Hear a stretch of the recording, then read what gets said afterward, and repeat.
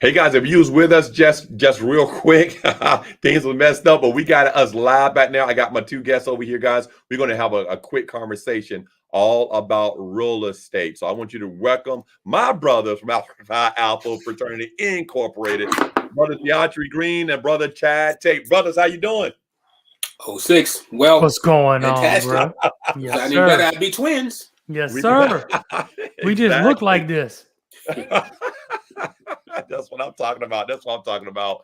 Hey, brothers, we're going to have some talks about real estate. People all across the country is talking all about real estate. Is it good? Is it bad? Is it time for me to do something now? Is it time for me to do something later? Should I stay in my home? Should I move? Should I use my equity? What should I do? We want to just have a conversation around the old gold table talk table here and kind of talk about what's going on that you see in the market because you guys have been in the industry for a while. Start off, brothers, with just telling everybody how long you've been in the industry first. All right. You want me to go, Brother Taylor? You want to take it? No, sir. No. You were the Hey, you were you the the oldest guest. brother. You're That's right. the guest. I kind of chimed in late. So All yes, sir. right. It's you. Well, I've been in real estate for over 22 years. Started in Charlotte. Started with Cold War Banker. I'll mention the name, and was with them for about 6 years. And then after that, eventually started my own firm with my now ex-wife, Green Group Realtors, and that was in 2004. So from 2004 to now, well over 17 years. Well, whatever the math is on that is, and I'm in general residential brokerage. I am the broker in charge and owner of Green Group Realtors. Awesome. So you started with your wife. My then Ex-wife. wife. There you go. There you go. Awesome. Brother Tate. So I'm an investor. I am not a realtor. I have never been a realtor. I buy houses and either rent them out or fix them up and flip them or build new construction. My sister, who's my business partner in the last couple of years, is a realtor today. But Brother Green, do you have a geographic focus locally, or I'd like to hear I'm more licensed in North and South about your Carolina. focus. I'm licensed in North and South Carolina, and I don't necessarily specialize in a particular region like North Charlotte, South Charlotte. Have license will travel is what I like to say, and that includes just across the border from Fort Mill, Tigakay, Rock Hill. Don't go so I'm gonna far be as on all Columbia. night, honey. I love you. Yeah, but yes. So And let me do my background actually real quick, actually, because a lot of people actually just know me for tax, evidently, because I'm a parole agent. But I also still have my real estate license as well. Okay. I am a licensed realtor. I have my real estate company, All in One Realty, that I had before here in Charlotte. I had 15 realtors that was working for me here. And notice I said had because I didn't know 2008 that. came. Okay. I know a lot of people don't know. What happened in 2008? 2008 came, man, and my realtors looked at me like they had to go to work. So they had to actually leave and go get jobs and everything like that. And so they did that, but I went ahead and kept my license up and kept my license actually. You want to keep your license. I don't actually practice. I don't show houses. I don't do anything actually like that right now. I just educate individuals on how to do and going, and I refer it out. Cool, baby. So Brother Hawkins, after the crash, did you? I mean, were you pulled back in at all, or what? Why did you keep the license? Because the license is not free. Right. License is not free, but as long as I make actually more than it costs, I'm good. And take that continued ed classes. And it took so long that not so long, but it was hard to get them. Plus, they have changed things now. Brother Green would actually know how to get your license. So getting them back then, it was a whole lot. It's easier. I'm saying, to get actually back then, and I got that. But it was really why I got it in the first place. What I got it, honestly, I'm doing taxes. And I'm telling people that when they wanted tax deductions, everybody say, go get a house, go get a realtor, go get a house, blah, blah, blah. And I did that myself. Then next year, my clients come back and they got a house, and I'm looking at these HUD statements. Then it was called HUD statements, right? Looking at HUD statements, and I'm seeing these real estate commissions. I was like, wait a minute, okay, and they was asking me all questions to get it. So when I went ahead and did that, got my license, did my firm, I always had a broker in charge running it, a partner running it. I was the one doing the marketing, the talking, and the education, and I honestly worked with the investors. I never worked with the buyer agent or seller agent. Didn't like that. I worked with the investors because that was more about my speak with the numbers and things of that nature or what to do. But in 2008, I came. The reason I kept it because I was like, you know what? Eventually, I know, it's going to go up, it's going to go down, it's going to go up, it's going to go down. Let me go ahead and stay, ready for when the next time things come when I'm going to do it. I stopped investing though, the guys, long time, just like a lot of people. I did it wrong when I even first started before I had my license and stuff. I did it wrong myself. I had a real estate properties, bought and sold. The renters, I would say, knew the game more than I did. They knew the laws more than I did. Okay. Okay. They knew the laws more than I did. And my wife saw ourselves basically using our money to pay for a home. Rent. Somebody else was staying in it, rent free, blah, blah, blah. We kind of got out and we talked, got a bad taste in her mouth. Which is, I don't want to do it again. But we are about 2 years, or I would say, she said she ain't doing it no more. I'm about 2 more years away from, I think, doing investing part again. I don't think I would ever show a house. That's not me. I give it to your brother Green and stuff. I'm doing that. I do the tax part. Well, and it's interesting you would say you don't think you'll ever show another house. That was something that we didn't talk about earlier, Brother Tate, when, so what are my thoughts about the future? Even with COVID, that's a whole nother part of people not wanting prospective buyers to even enter their private space because of, the potential contracting COVID. That's from the seller side, but then buyers may not even want to go to someone's house for that same reason. So that's a whole nother dynamic that has been introduced into the general residential brokerage side of buying and selling homes. Another layer is you got people coming in with cash, investors, and not just individual investors, but real estate investment trusts coming in, deep pockets, not just nationally, but internationally, buying home unseen, not only paying asking price, but paying more than the asking price. Not only paying more than the asking price, but sometimes multiple offers, So you got all these things that have just really shaken things up that to try to forecast what's going to happen. Again, like I said before we start recording, I really don't know. I couldn't imagine someone paying $20,000 above an asking price of a home. But if they want the home, they have to do that now, right? But can they? They may want to, but if they have to get a loan, are they ready to actually? Is they going to appraise? So there are all these, but if you're an investor and you got pockets like that, you don't care about getting a loan because you want that property because it's right next to your church or your place of worship, scratch that, or it's right next to Big Mama, or just whatever reason, and you can afford to buy it. Yeah, you're going to pay whatever it takes to get that. And it may not even be a house. It just may be the piece of dirt, the parcel of land, because it's the land that's more valuable than the improvements that the land is more valuable than what the improvement sits on. If that makes sense. You know what I mean? What I've been seeing though, guys, is cool. There used to be a time that when you had the house and they used to actually say, watch how much money you put into it. Y'all remember that first? Watch how much money you put into it. You're going to sell it and do this. And it was a thing of you would never get your money back from it in the certain areas and stuff. I can remember I was talking like certain areas, especially what's big right now, these outdoor kitchens. Okay. Outdoors kitchens and doing this and that.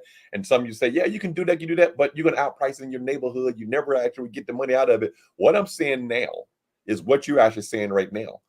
Whether it's appraised at here now, if people want that and want that, they will, the market's changed to, hey, what they're going to pay for it for, what they're going to actually buy it for. So when you're talking about, where you never thought that you would get this out of your property, people are now getting that out of their property because everything has gone up. Example, you put a $15,000. Go ahead. This is where the conversation goes into the other direction. You're saying they're getting who's being able to pay them what they're asking for. What is home ownership? We can roll this thing back how far you want to go. If we're talking about that's one of the staples in American just human existence, Maslow's hierarchy of need. food, water, and shelter. But if you can't afford a roof over your head, is that really where we want to go as a civilization, as human beings, where a person can't afford to put a roof over their head? Somebody can afford it. Brother Tate was saying though earlier, Brother Tate, can you expound on it when you actually said that you can't stop it? These are two different conversations, right? This is need versus want. This is affordable housing for working class folks versus whoever it is. Right now, I'm building a house in Davidson. I'm just talking about Charlotte for a minute, right? Mm-hmm. I'm building a house in Davidson right now.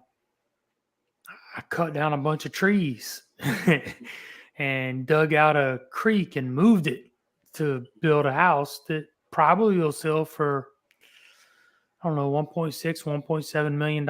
I'm guessing cash, just because of the stuff that I've done in the last location. Exactly right. So there's a little bit of, I mean, I have rental houses in Thomasville. Mm-hmm. I have rental houses in Nations Ford, but I have new construction in South Park and new construction in Villa Heights, which got gentrified while I was watching. Right? I didn't start this until 2009. I didn't move here until 2006. Didn't know anything about any of this till 2009, 10, whatever. I was in corporate America. But what I saw was these transitioning neighborhoods that were commutable to uptown. Mm-hmm. See the skyline. Bankers, lawyers. These cats are, I mean, they're way younger than me. I could drop my house in the middle of their house that I built and lose it and never see it again.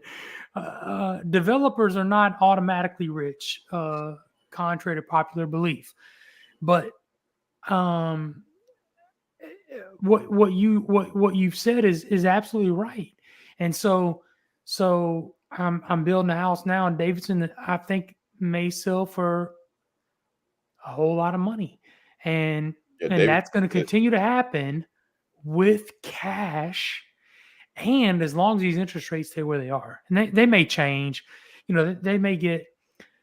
When I started, we were in first-time homebuyer houses. I was buying a house for, check me out, in Charlotte, in the 485 loop, Brother Green. Mm-hmm. I was buying these houses for $35,000, putting $35,000 in them, and selling them for $125,000 as fast as I could find the money. Mm-hmm. Today, those houses are $300,000. Exactly. I can't even find them. They don't exist. I don't even market in Charlotte. What are some of the anymore. areas? Just curious. What is said inside 485? Like what subdivision? University area. Okay. Ferris Farm, something like that. Yeah, of course. Absolutely right. Yeah, absolutely right. Okay. And you go to, so not quite South Charlotte, but you go to like Madison Park. Madison Park. $200,000. The Costco down by like South Park and Diavola. You know where that is? Yeah. South Park and Diavola. Yeah. It's $200,000 at the time. I'm buying that house for $100,000 and selling it for $250,000. That was then. Today, that house is $500,000 or up. Yeah. Same house. But see again, so the conversation can be, we can $500,000 up, and there's someone who will be able to buy that, and not just buy it, but as you said, Brother Tate, pay cash, right? And in some cases, have multiple offers. I'm sorry. Go ahead, Brother Hawkins. Yeah. Because they're moving to Charlotte. You're right. Because they're moving right. So they're coming with some cash from someplace else. But what about that Charlotte native? That's what I'm saying. No, Doc. No, I'm with you. No. I'm with you. I'm saying. So how do we address that and still have a conscience? Okay. Good. That's good. So now, this is important. So let's talk about Villa Heights and Noda and the 28205, right? Does that include Belmont? Does that include Belmont?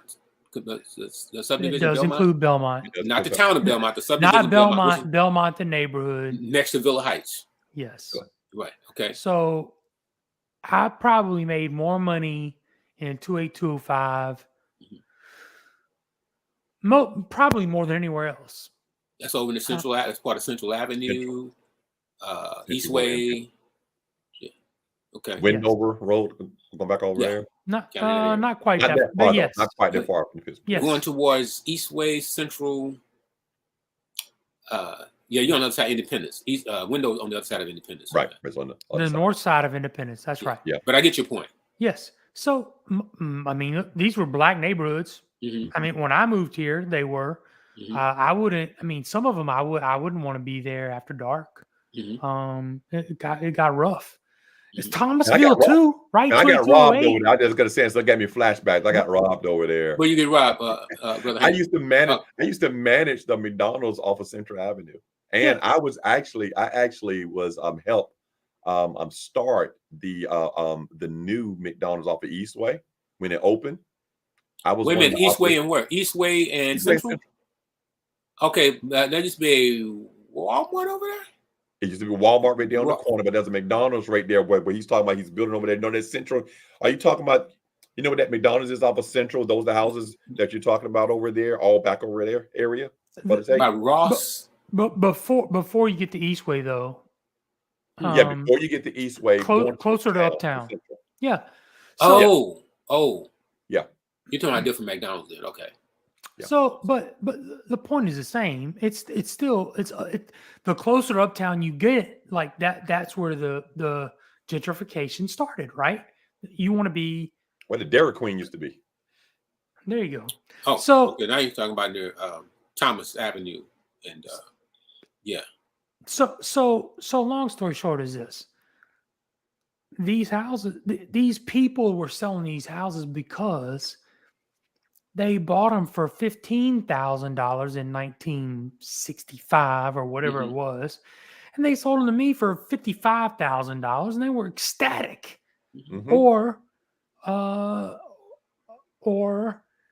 they were retiring and they didn't care anymore, or whatever it was.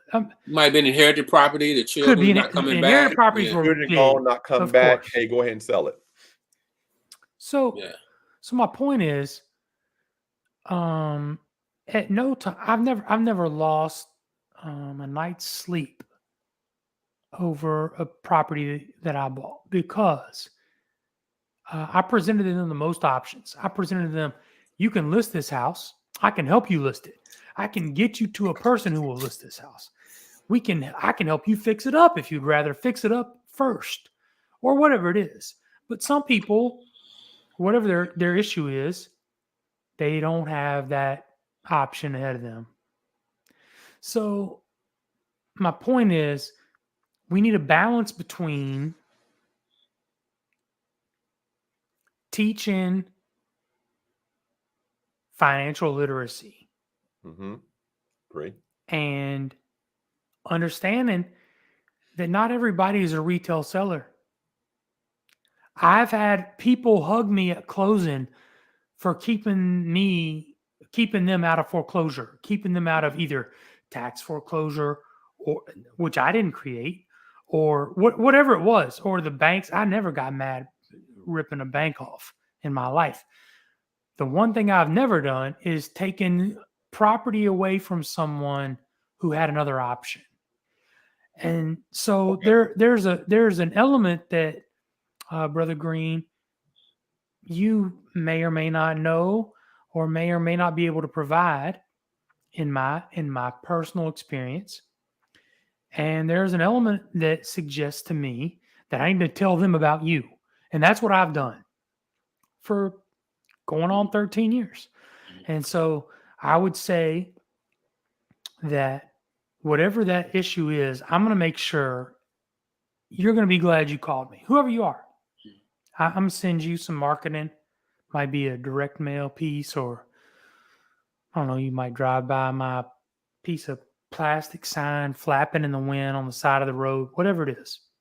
I've helped a lot of people, but I don't it is not lost on me that there is equity left sometimes in these neighborhoods, the ones that did not get destroyed by urban renewal, Right. the ones that we did not lose Second Ward. They're still around, and even though I've only lived here for 15 years, I'm a student of our history. I'm a student of these communities, and whether it's 28208 today, which is the new gentrification, or 28205 10 years ago, Plaza Midwood, which is where I was buying and building, and I was buying houses for $40,000 and building $400,000 houses there. The important part is that we have stewardship, and there are people who need our help. I'm going to help them as best I can, whether it's your way or me giving them cash. This is good, guys, because I have on the call, we have the realtor and we have the investor. And I want people to understand on what I'm hearing and stuff I want to know about. Both are in the business of solving problems. That's what it is, really. Both in the business of actually solving problems. And people have different problems and wants. Okay. You bring in a solution, okay, to what's going on. Well, Brother Tate was just actually talking about the solution to the problems that individuals actually have. There's people that are under distress that need some kind of freedom, whether it's tax, whether it's debt, whether it's getting internet, and that's that investor's actually part, which always happens good in different areas, different cities. So you're finding people that is like not a home for sale, but a home on sale. Okay? That's right. That's right. It's usually speed. It's usually speed more than anything. Exactly. And Mr. Green, Brother Green he's like, okay, well, I bring solutions also, but sometimes I bring it to the end user of people that I want a house. I want my first house. Or I want this house and I want this. I want the best value. I need somebody to help me to educate me and stuff and go through that. And is doing that because you see a lot of those going on. You have your realtor, you have your investors, you have the powwow, right? In between it and stuff like that. But the market is the market. But depending on where you are and what your goals are, doesn't it go to, hey, who you need to go to reach out for help? Sometimes you need to reach out to the realtor. Sometimes you need to get education from the investor. I always have a good mortgage coming around, right? Talk a little bit actually about your solutions to people's problems, Mr. Green. Is that for me? Yes, sir. You said talk about your solutions to the problems, or you helping people that come to you and stuff. I need a solution. What is, fixing the problem or just getting to what they want for the end user, or how you do. Because I hear that passion in you by helping them what we need to do and stuff. Talk about that. Or Brother Green, let me just say this, or bust me up for any of the stuff I just said. I'm happy to hear that. Okay. Yes, sir. Straight up. This was supposed to be a 30-minute conversation. That we got about 3 minutes into this, so I'm going to need more time for that. And believe it or not, I just took a listing today, and I need to put it in the system almost before midnight, which is not going to happen. Gotcha. But I do want to leave something that we can kind of at least tease folk to come back for another. Okay, let's do that. And so where do I start? Brother Tate, you make some good points. We're living in America, a capitalistic system, and supply and demand. Everybody know what's happening with the market here, supply and demand, not just in the real estate market, vehicles, certain chips, you can't get chips for the car, so even used cars are selling. Supply and demand. If you got the money and there's limited supply, then you're going to pay more than what the property would sell for, the vehicle would sell for, whatever. You're going to pay more for because, you got the money. And let's keep it real. Black folk, by and large, don't have the deep enough pockets. They don't have access to capital where they can afford, even if they wanted to, pay on the market, some of the houses on the market are being offered for sale. We can't afford it. Either because of the credit score, either because of the job, the income, discretionary income, inheritance, generational wealth. It's just not there. I don't so we're disagree left, with any of that. Yeah, so we're left to deal with, okay, well, we got to have a roof over our heads. And if you drive around Charlotte, you see all these apartments. Even if you go down the apartment route, what is the monthly rent you have to, what's the monthly income you have to make in order to afford to rent? 12, 13, $1,500. Okay. Yep. And let's just say 10, 15 years ago, that's a mortgage payment for what? A 3-bedroom home somewhere. Yes, indeed. You're right. So it's like, how do we deal with these issues that we know are there? They're not going away anytime soon. But you got people who need a roof over their head today. Last thing, and I'll be quiet. About 2 years ago, well, probably less than 2 years ago, we talked about the whole homeless situation. You can drive down the highway, I think it was Brookshire. You look over to the side, and they had a name, but what was the homeless camp? Something? The homeless city? Tent City. Anyway, Tent City. You could see Tent City. I think it was called Tent City. Yeah. Now just imagine, this was 2021 at that time. 2022 now. That you've got people who can't afford to put a roof over their head in the Queen City.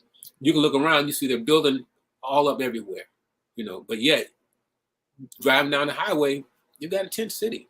Something doesn't add up, man. And this is my livelihood. This is what I'm supposed to help people find. Imagine what kind of, I guess, cognitive dissonance that put me in. I want people to buy homes. I want to list homes. I want people to pay top dollar so I can get a commission. But at what price for me?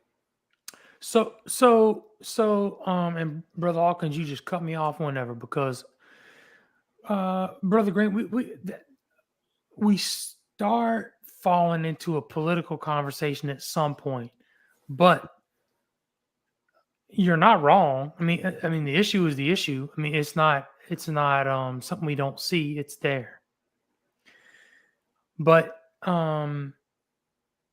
the solutions, I believe, this is just me, I believe the solutions are around education in the community. And by education, I don't mean school systems necessarily, although I would love for that to happen in the school system. But I just mean us getting into community conversations around what the value is of this property you own, the dirt that it's standing on, because I've paid, just so y'all understand this. Let's go outside of the hood. Mm-hmm. In Myers Park, right? I mean, one of the most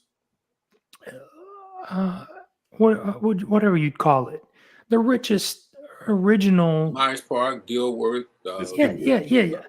In Myers Park, I've paid north of $250,000 for a house that was perfectly livable, just to tear down, just to knock it down, because on each side of the house, you had a $500,000 or $750,000 home. Right. So it's not just in the hood, but in the hood is that's where my heart is, and I'm just guessing. Yeah. That's our fraternity, right? Mm-hmm. That's why we're here. That's why we're talking tonight. So, but we could have the same conversation in Villa Heights, in 28208, in Camp Green. Well, I don't care where you go. We could have these same conversations and just say, what are the other options as opposed to unloading that piece of property? Or if you do, who are you getting advice from on what it's worth? Mm-hmm. Right. And so even using that as the question, what are our options? You don't have, it's rhetorical, you don't have an answer, but to have the kind of conversation where we won't get off that square. We're going to stay there until we come up with some viable solutions that will address that question. So we want to ask another question. No, stay on this question. What are the options? And then just really ride herd on that question until we come up with some options. I'm down. Let's do it again. Man, we got a lot of talk to talk about around the table. The whole Go Tabletop table. We got to bring this out. I appreciate you guys for your time. Appreciate that you, man. After coming out and stuff, and after doing this, bringing up some stuff, and we're going to have some solutions for people. Guys, be ready for when we actually come out, because we're going to come out with a lot of education, a lot of actually insight, guys, to help a whole lot of people. This has been Old Gold Table Talk. Sound like a plan, my man. We're out, guys. Nice meeting you, Brother Tate. Thanks God again, bless Brother you, bro. Hawkins.